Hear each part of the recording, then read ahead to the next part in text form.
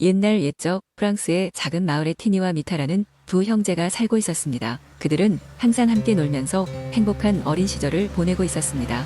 그러나 어린 두 형제는 꿈속의 파랑새를 찾고 싶어하는 강렬한 열망을 가지고 있었지요. 어느 날 그들은 마을의 오래된 도서관에서 신비로운 책을 발견하였습니다. 이 책에는 전설적인 파랑새에 대한 이야기가 담겨져 있었습니다. 파랑새를 찾으면 누구든지 평생 행복을 누릴 수 있다고 적혀 있었지요. 티니와 미타는 바로 그 파랑새를 찾아 나서기로 결심하였습니다. 두 형제는 빽빽한 숲과 얽히고 설킨 강을 건너며 모험을 시작했습니다. 어느 날 밤 그들은 꿈속에서 이상한 노인을 만났습니다. 노인은 그들에게 말했습니다. 파랑새를 찾고 싶다면 마음의 눈을 뜨고 자신의 내면을 바라보아라. 티니와 미타는 그 노인의 말을 깊이 새기고 여행을 계속했습니다. 그들의 여정은 순탄치 않았습니다. 때로는 폭풍을 만나 길을 잃기도 하고 때로는 숲속의 마법사에게서 속임수에 넘어갈 뻔하기도 했습니다. 그러나 형제는 서로를 믿고 의지하며 모든 난관을 극복해 나갔습니다. 여러 달이 지나 드디어 그들은 꿈속에서 보았던 아름다운 호수에 도달했습니다. 호수는 마치 에메랄드처럼 반짝거렸고 그곳에 파랑새가 있다는 느낌이 들었습니다. 형제는 용기를 내어 호수 위로 손을 뻗자 놀랍게도 파랑새가 날아올랐습니다. 그러나 파랑새는 형제에게 이렇게 말했습니다. 나를 쫓아온 여정에서 너희가 발견한 것은 무엇이더냐? 티니는 고개를 들어 말했다. 우리는 서로에 대한 신뢰와 사랑을 깨달았습니다. 그것이 우리의 가장 큰 보물입니다. 그 말을 들은 파랑새는 환하게 웃으며 형제의 곁에 앉았습니다. 그렇다. 내가 상징하는 것은 바로 진정한 행복의 여정이란다. 너희는 이미 그것을 찾았다. 결국 두 형제는 다시 마을로 돌아왔고 그들에게는 평생 간직할 수 있는 값진 교훈과 함께 마음의 행복을 찾는 법을 배운 것이었습니다. 그들은 이후로도 꿈속의 파랑새가 보여준 것처럼 사랑하고 신뢰하며 행복한 삶을 살았습니다. 두 번째 이야기. 옛날 옛적에 프랑스의 작은 마을에는 릴리라는 소녀가 살고 있었습니다. 그녀는 마을의 구석구석을 탐험하며 놀기를 좋아했지만 무엇보다도 마법과 신비에 대한 이야기를 좋아했습니다. 어느 날 릴리는 마을의 오래된 도서관에서 매우 낡은 책을 발견했습니다. 책은 시간의 숲에 대한 전설을 담고 있었죠. 전설에 따르면 시간의 숲은 세상의 끝에 존재하며 그곳의 나무들은 발자국마다 다른 시간을 숨기고 있다고 했습니다. 숲의 중심부에는 특별한 모래시계가 자리 잡고 있으며 모래시계를 통해 시간을 조작할 수 있는 능력을 얻을 수 있다고 했습니다. 릴리는 이 전설에 흥미를 느끼고 모험을 떠나기로 마음먹었습니다. 그녀는 길을 떠나기 위해 필요한 물건들을 챙기고 혼자서 모험을 시작했습니다. 그녀의 모험은 매우 험난했습니다. 높은 산과 깊은 계곡을 넘고 울창한 숲을 지나야 했지요. 먼 길을 걸어 마침내 릴리는 시간의 숲에 도착했습니다. 숲은 무척 신비스러웠습니다. 나무들은 마치 살아있는 것처럼 흔들리며 이곳의 시간은 그녀가 느끼지 못할 만큼 천천히 흐르고 있었습니다. 릴리는 숲속을 헤매며 전설에 나오는 중심부를 찾아 나섰습니다. 드디어 그녀는 숲의 중심부에 도착했습니다. 그곳에는 정말로 모래시계가 있었습니다. 모래시계는 일반적인 모래시계와는 달리 다양한 색깔의 모래가 들어 있었습니다. 릴리는 모래시계에 손을 댔고 순간적으로 주변의 시간 흐름이 바뀌기 시작했습니다. 릴리는 혼란스러웠지만 곧바로 모래시계의 용법을 이해하게 되었습니다. 그녀는 모래시계를 이용해 과거로 돌아가 마을의 중요한 사건들을 지켜본 후 현재로 돌아올 수 있었습니다. 그녀는 과거의 실수를 고치고 마을 사람들에게 행복을 가져다주는 일을 하기로 결심했습니다. 시간 여행을 통해 릴리는 마을 사람들의 문제를 해결하고 더 나아가 마을의 운명을 바꿀 수 있는 일을 하게 되었습니다. 그녀는 마을 사람들에게 소중한 가르침을 남겼고 모래시계 또한 자신의 자리로 돌아와야 할 필요성을 느꼈습니다. 모든 일을 끝낸 릴리는 시간의 숲에 모래시계를 돌려놓고 평소처럼 마을로 돌아왔습니다. 그녀의 모험 이야기는 마을에 전설적으로 전해졌고 릴리는 마법의 모래시계의 비밀과 시간을 조작할 수 있는 능력을 가진 소녀로서 기억되었습니다. 그리고 릴리는 이 특별한 경험을 통해 현재의 소중함을 깨달았으며 시간의 가치를 진정으로 이해하게 되었습니다. 마을 사람들은 릴리의 이야기를 세대에 걸쳐 전하며 시간과 삶의 소중함을 되새기게 되었습니다. 릴리는 그 후에도 마을을 지키며 행복한 삶을 살았고 시간의 숲은 여전히 그곳에 남아 새로운 주인공이 나타나길 기다리고 있었습니다. 세 번째 이야기. 옛날 옛적 프랑스의 작은 마을 루아르 계곡에는 광활한 숲이 있었다. 그 숲은 고대부터 내려오는 신비로운 전설로 가득 차 있었는데 그중 가장 유명한 이야기는 황금잎에 관한 것이었다. 마을의 사람들은 숲 깊은 곳에서 황금으로 물들인 잎을 가진 나무가 자란다고 믿었다. 전설에 따르면 그 나무는 모든 소원을 들어주는 마법의 힘을 가지고 있었다. 그 마을에는 장이란 젊은 농부가 있었다. 장은 어려운 시기를 겪고 있는 가족을 위해 모든 것을 바칠 준비가 되어 있었다. 그가 어린 시절부터 들었던 숲의 이야기는 항상 그를 매료시켰지만 위험하고 미개척된 그 숲으로 들어가기를 두려워했다.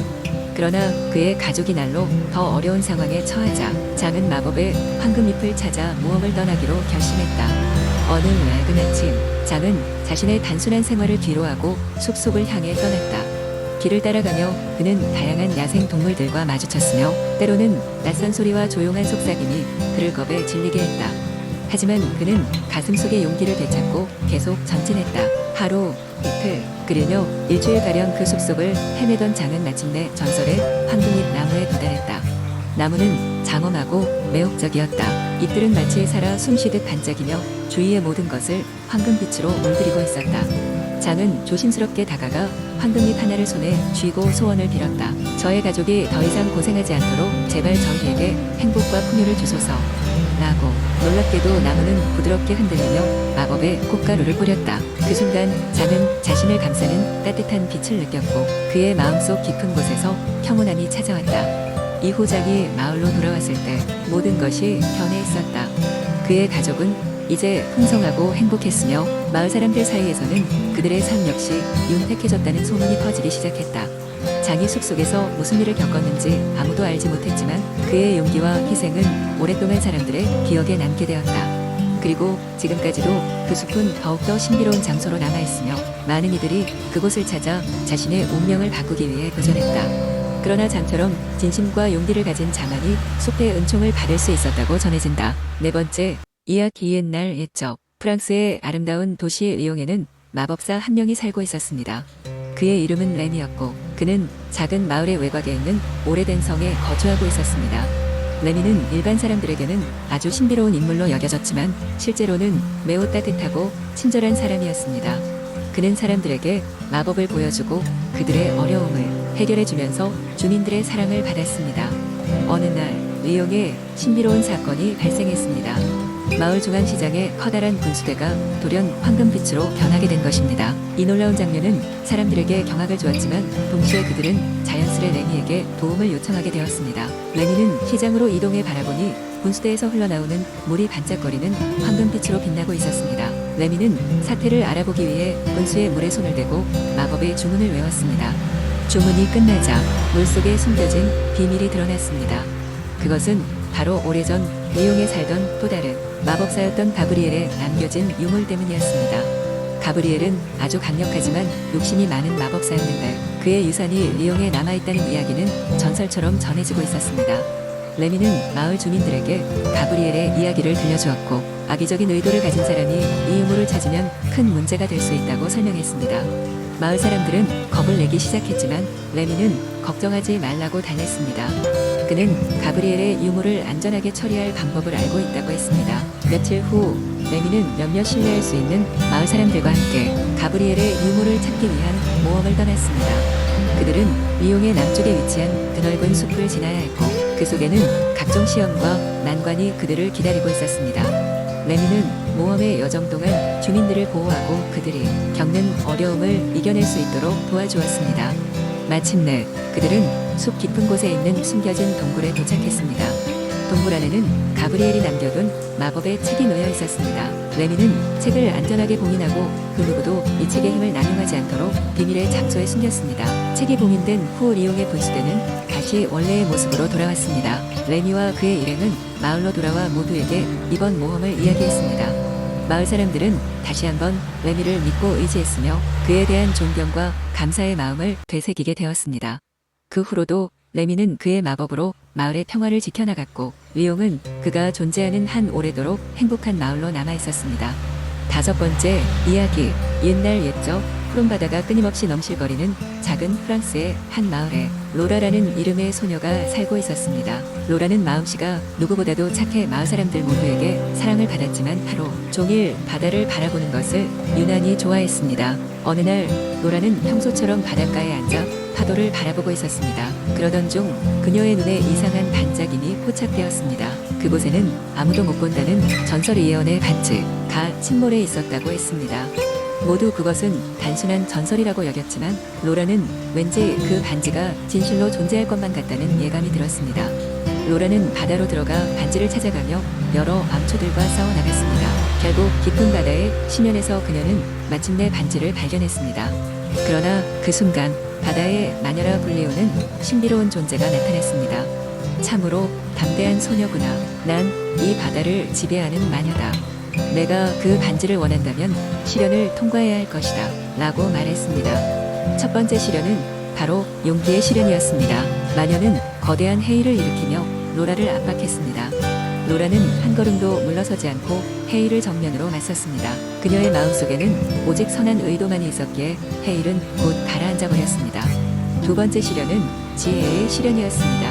마녀는 어두운 그림자 속에서 복잡한 미로를 내밀었습니다. 로라는 침착하게 자신의 직감을 믿고 한 걸음씩 앞으로 나아갔습니다. 마을에서 배우고 느낀 경험들을 되새기며 로라는 미로의 끝에 다다르게 되었습니다. 마지막으로 진정성의 시련이 남아 있었습니다. 마녀는 반지를 주겠노라 제안하며 대가로 로라의 진정한 소원을 물었습니다. 로라는 마녀의 눈을 바라보며 마을 사람들이 안전하게 행복하길 바랍니다. 라고 대답했습니다. 그 진정성 있는 대답에 감동한 마녀는 미소를 지으며 모든 이는 자신을 위해 반지를 사용하려 하였으나 너는 남을 위해 반지를 사용하고자 하는구나. 어찌 보면 진짜 주인을 찾은 것일지도 모르겠구나. 라고 말하며 반지를 건네주었습니다. 로라는 마을로 돌아와 반지를 나누며 마을에 평화와 풍요로운 날들이 이어지도록 하였습니다. 이후에도 로라는 바다를 사랑하며 마녀와의 우정을 계속 이어갔다고 합니다. 이로써 로라의 이야기는 프랑스의 전설로 남게 되어 오랜 세월 동안 많은 사람들에게 감동을 주었다고 합니다.